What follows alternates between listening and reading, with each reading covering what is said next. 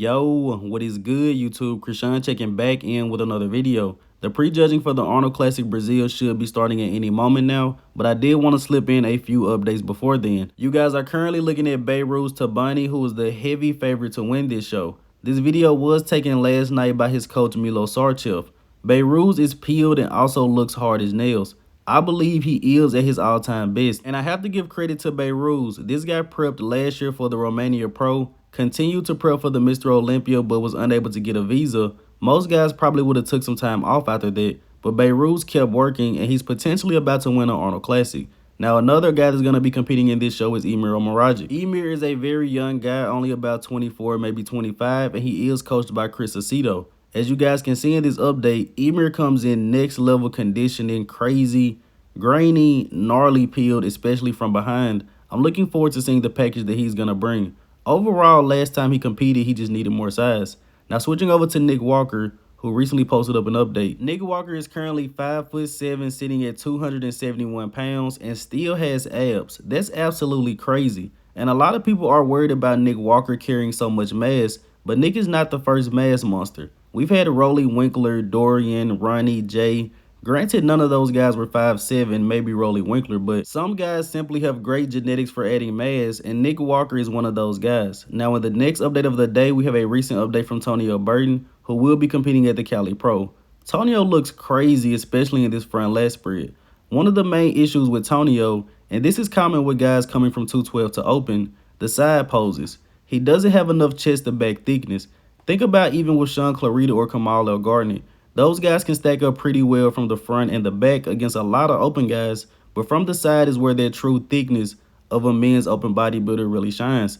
Once Tonio gets more thickness, this guy can be a very, very dangerous bodybuilder, in my personal opinion. And in the next update of the day, we have a recent update from Blessing Awodibu. And if you guys are subscribed to Bodybuilding and BS, there has been some very interesting stories surrounding Blessing recently. I'm not going to get into that, but I will say this.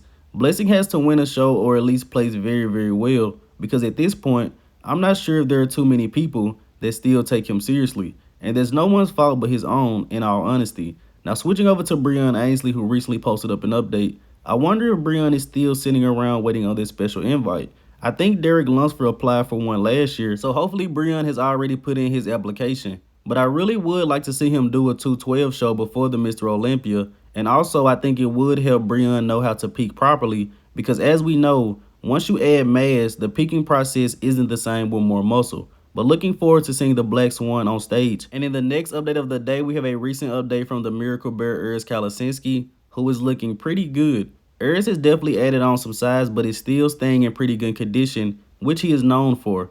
Urs is just one of those guys that genetically is always peeled. And take a look at this twisting back double bicep. I've never seen Urs execute this pose so well. Maybe he can challenge Ramon Dino in that shot. Now switching over to Stephane Matala, who recently posted up an update. I've only heard praise about this guy, so let's be a little bit more critical. He could use more ab separation, but taking a look at his abs, only looks like he has a 4-pack, and he also has gyno in one of the pecs. Stephane, you have to get that fixed. But outside of those two things, I don't really have any critiques about the upper body. The thickness, the roundness, the density in the chest, the arms, the back is crazy. The first guy that comes to mind when I see this is Samson Dauda. This guy could look pretty well in the classic physique division if he was already around the weight cap. But having to lose at least 30, maybe even 40 more pounds, this physique is going to look entirely different. Hopefully Stephane decides to compete in at least 212 instead of classic. And Stephane could also use bigger biceps. But let's go ahead and wrap up this video here with the archive of the day. This guy has been featured numerous times, but probably one of my favorite old school physiques. You guys let me know in the comment section below, who is this legendary bodybuilder? As always, I hope you guys did indeed enjoy this video. If you haven't done so already, be sure to like the video and subscribe to the channel. I'm Krishan from Go Fitness, and that's it. I'm out.